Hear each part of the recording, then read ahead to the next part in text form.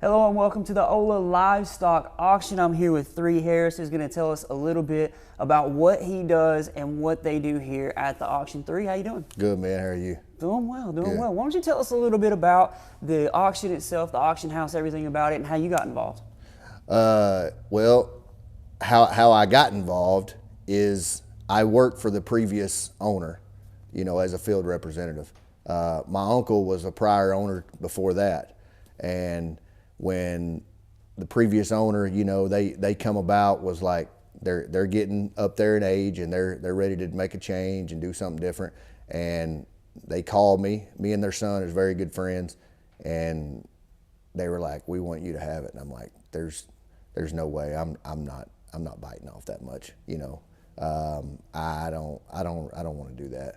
And then he was like, "Oh, and he kind of persuaded me and talked to me a little bit. It was very good friends of mine, but they listed it, and me and a couple guys had talked, that they're in the same kind of business, and they're like, "Man, you ought to do it." I'm like, "Yeah, well, yeah, I don't know, and then it went on, and then he called me back, a little closer to the end of the year, and me and my wife had talked about it, and she's like, "I mean, a cow is what you always, always are into. We might as well do it if that's what you want to do." And so me and a friend of mine, we had looked at doing this back in 2000. When was COVID? 18? 20. 20. Okay. So in 18 we had started. My actual partner now, Rob Hardy, we had actually looked at doing this, and we looked at other barns and talked and made some offers, and at the time no one wanted to sell. And we looked at others, some areas in Pottsville, we on 247, we looked there, and we were like an inch away from pulling the trigger, and COVID hit.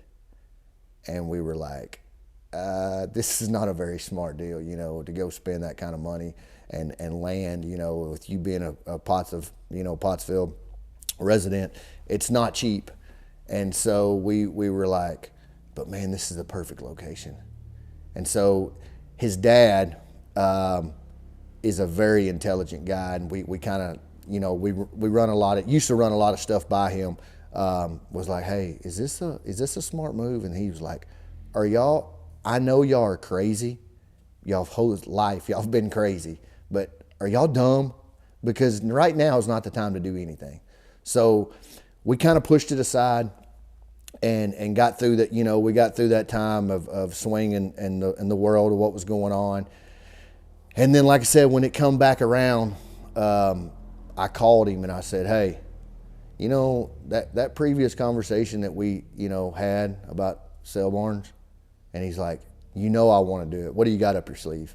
And I was like, "Here's an opportunity we got." And he's like, "Let's do it. No hesitation." And I was like, that's a pretty rash decision, that's pretty quick to make a decision on that kind of investment. So things we moved forward and we got everything done, and here we are. And so we took over 1st of January of last year. We've been here a year. January 7th actually was our first sale. Mark, when I tell you the worst luck ever, we had sleet, we had snow, we had 12 inches of rain for the first 3 weeks. And I'm a worry wig, and I'm like, "Oh my gosh, man, this was a terrible idea. We're not going to make it. We're not going to make it." And then we got some sunshine, and then people started coming, and then it just grew and grew and grew, and I mean, here we are today. We survived, So as Rob says, we live to fight another day. And man, the cool thing about it is when I was working for the previous owner, I had a lot of relationships and contacts. And as you know me a long time, is cattle and horses have kind of always been my family's thing. Up until, as if you got to experience, baseball took over. So really in my household, it's cattle and baseball, and sports. So we just grew and we grew, and things started coming around, and man, we're really just trying to reach more folks. We're wanting to grow. We had a phenomenal year, and that's what that's what we're here to, it's obviously reaching out to you, and you got a very big networking, source, and we want to spread the word. And if there's questions, about marketing, we want to be your sale barn, What does that mean as far as just, I know the people who are in the business know what that means, but what does it mean for you to be the sale barn of choice for people? For me, it is a loyalty thing, and there's I don't want to say there's no loyalty in this business, but it's a convenience. When people, pin their cattle on a Sunday, they want to get them out of there because of the weather you see around here, mud. They don't want to keep their calves and their cows up in a lot that's muddy and nasty, because when they bring them to the market, it don't look like, they're nasty. You know what I'm saying? If you have a new shiny car or a muddy car, whichever one, it don't matter if they're same equal, which one are you going to give more for? You know what I'm saying? So we want to be your sale barn, and that's the reason. One of the reasons that persuaded me to take this route with this sale barn is because of the, the access that we have to hay pens in the dry. We don't have any outside pens. When you bring your cattle here on a Saturday, a Sunday, Monday, and Tuesday, it don't matter if it comes a snowstorm or a rainstorm or whatever.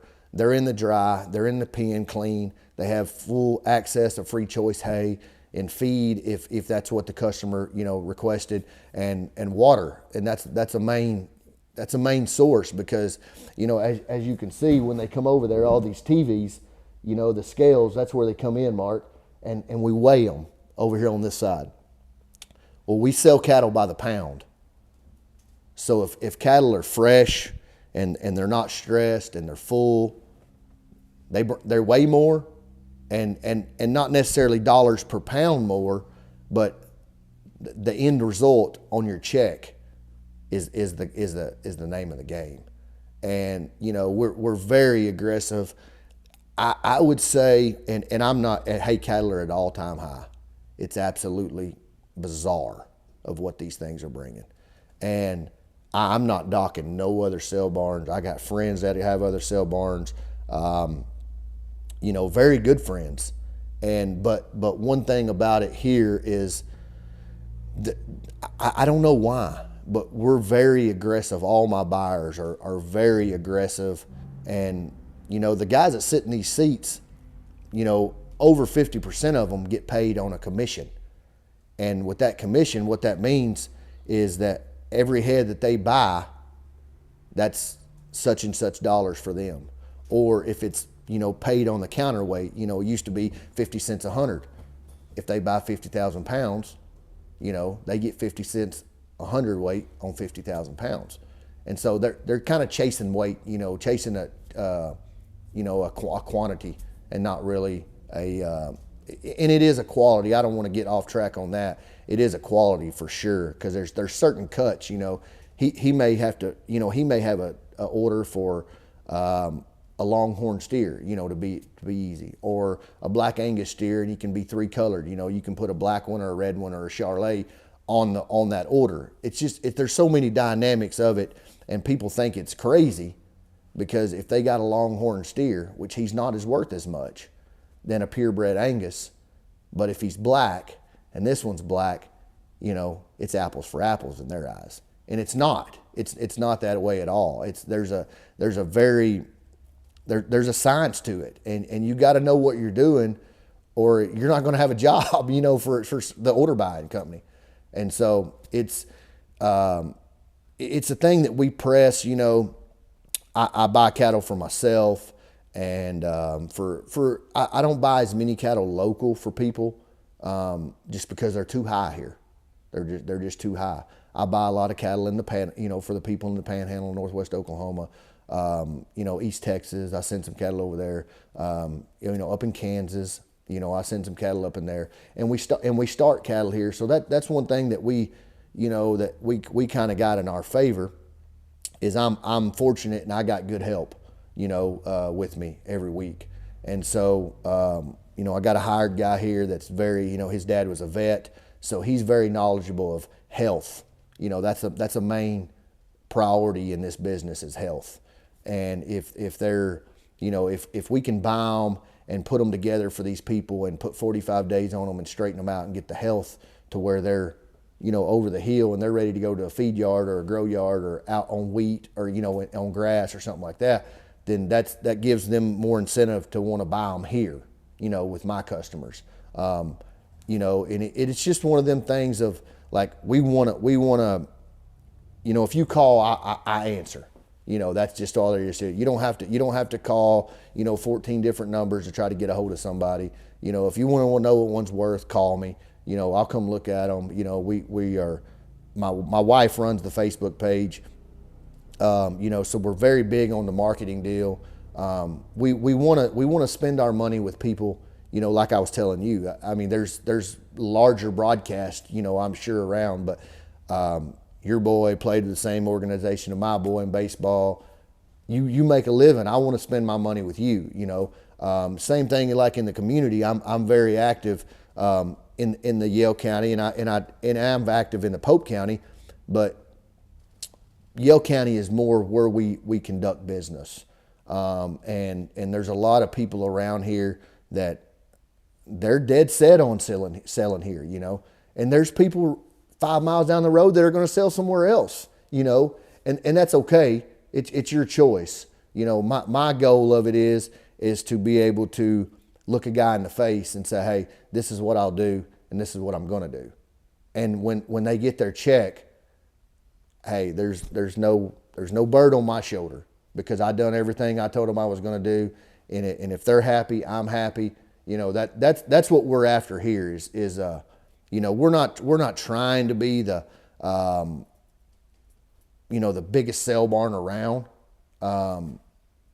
If they seen the headache that we deal with, regularly, that we just want to get our share and do a good job and protect the customers, and that's kind of what we're after.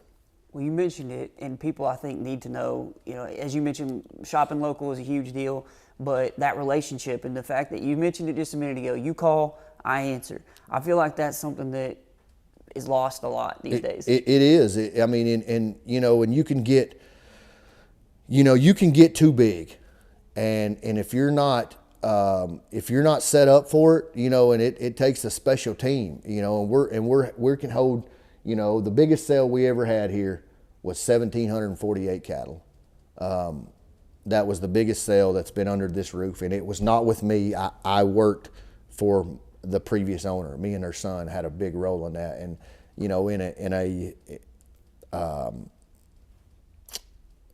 in a sales representative position, man, it was great for me. I had close to 500 cattle, that I had for customers brought in that day, and man, it was phenomenal. But man, it was around the clock. We was still sorting cattle the next morning, loading trucks and doing this and doing that. But we got through it, and we want to. I want to have a personal relationship. One thing I absolutely despise is when I have to call and pay a bill, or got phone problems, or something like that, and I got to go through 14 people to get there. It just drives me nuts.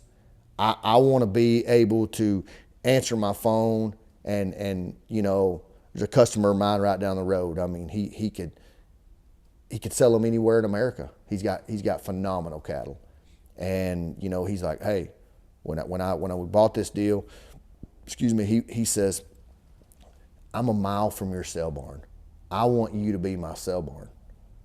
And I said, I want to be your sale barn. Tell me what I have to do. And he says, not just for me. And he's a very good friend of mine. I turned some cattle out on it. He's a farmer in the construction business and this and that. But do what you say you're going to do. And good, bad, or for worse. If you buy a set of cattle and they lose money, which I do that, I'm not going to puke them up. I'm going to buy them. And sometimes it's good and sometimes it's not so good. So that's more of a kind of, you know, of a raising deal for me, of like background of I want to do what I say I'm going to do, and if somebody calls, I want to go help them, you know, and do whatever we can do. If that means they're stuck, you know, like this past couple of weeks, we canceled their week before last, had a sale this past week, but people can't get them out. But you know, people want to sell them, and they're like, hey, can you come over here? We'll tractor them out to you if you'll just come to the road. Well, when we get done, you know, we're covered in mud, but you know, that's kind of what I signed up for, you know, is just to do what I say we're going to do, you know, and that's a big deal to me. I'm gonna pause this.